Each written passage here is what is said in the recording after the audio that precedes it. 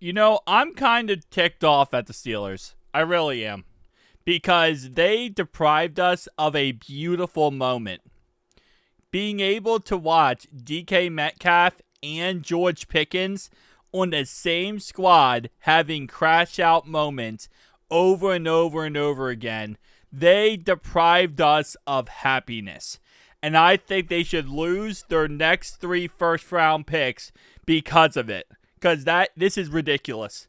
They deprived us as NFL fans of getting to watch those two guys have absolute freakouts during the game.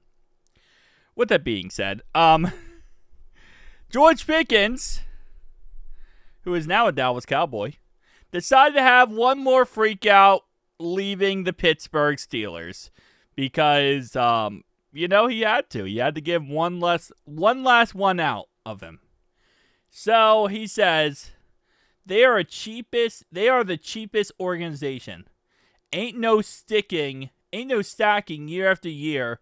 They gonna let them, racial slur, go too soon as it's time. Which is kind of funny because that's kind of what we do as well in Cincinnati. Like, not always. Obviously, we re-signed T. Higgins, we re-signed Jamar Chase. But certain players, we do just let go. Like, and it is what it is, right? The idea is you build upon yourself. You keep building from rookies, from draft picks, from free agency. You just kind of keep trying to replenish the well of players you lose. Nonetheless, though, Pittsburgh, anything about Pittsburgh, they are very, very just crazy about their receiving core. They've only given 3 wide receivers in the history of the Steelers. They've only given 3 wide receivers a second contract. It was Hines Ward, Antonio Brown, and I can't remember the last guy. There was one more guy. But they've only given 3 second contract to their wide receivers because they're very good at developing wide receivers. That's what they're good at. That's a really good specialty of their unit. So because of that, they don't pay a receiver twice.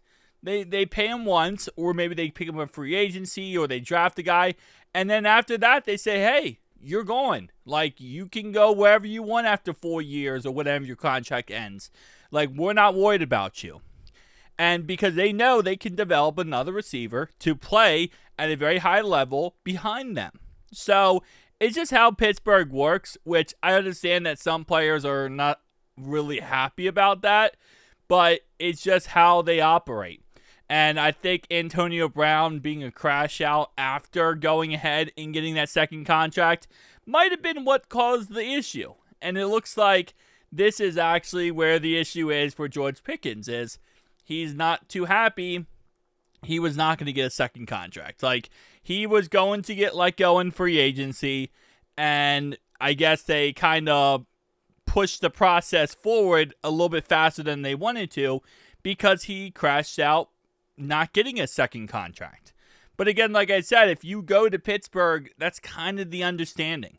Like, their history says they're not going to give a second contract. And if you want one, that's not the location to be at. Like, you probably should go somewhere else if you want a second-year contract. So, at the end of the day, I do find it kind of funny that he is crashing out. But it's also an issue that, again, it's just how they work and how they operate. So, if he's ticked off from that, it is what it is, man. But, oh, Lordy. This guy. I am just ticked off mentally because we could have had him and DK going crazy during the game, not getting the football. Because one thing about George Pickens is he will cry, complain, and throw a hissy fit if he doesn't get the football. And he will go crazy if he doesn't get the football. I can't imagine watching DK Metcalf, who, also wants the football really badly. And then you got this guy who wants the football really badly. And both of them can't get the football at the same time, obviously. So there would be this back and forth screaming of, give me the football, no, give me the football, no, give me the football.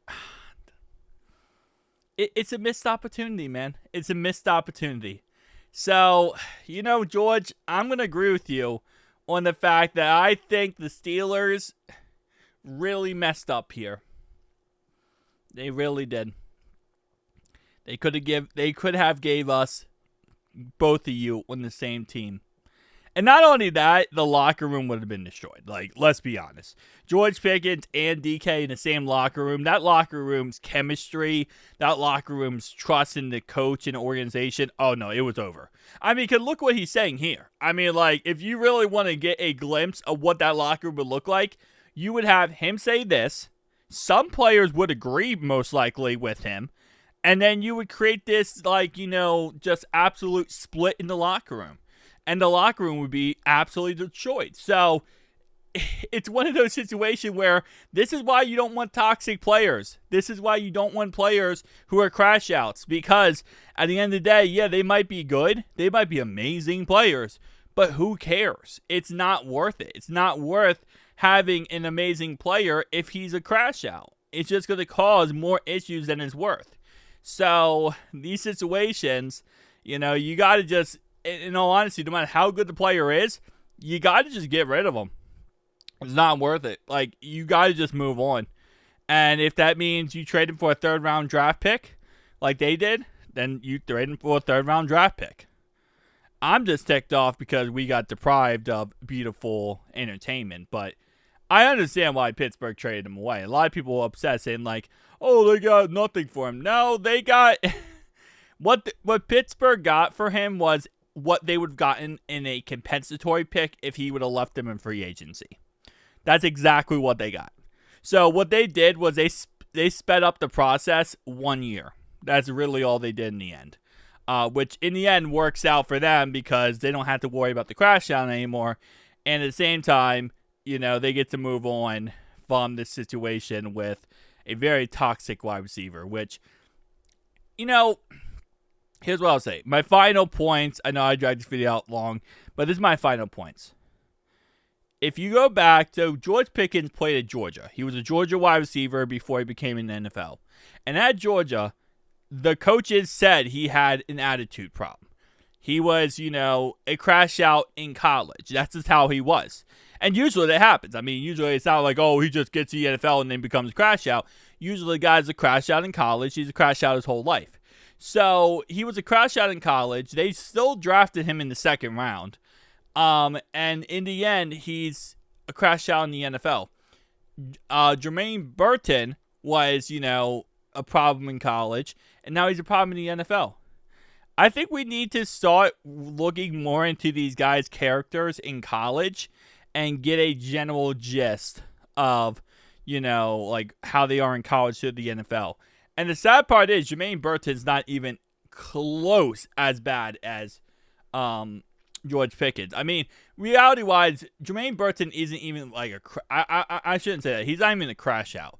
Jermaine Burton, he just makes poor decisions, which isn't a crash out. That's more just like someone who just is immature and probably needs some guidance in life. And so that's really what he comes down to. I mean, he did destroy an apartment, I guess, so technically. But, very immature and reckless. That's what I'll say. George Pickens is just a hothead. He's crazy. He's like a lunatic. So, tell me down below your thoughts, opinions. See you guys next one. Peace.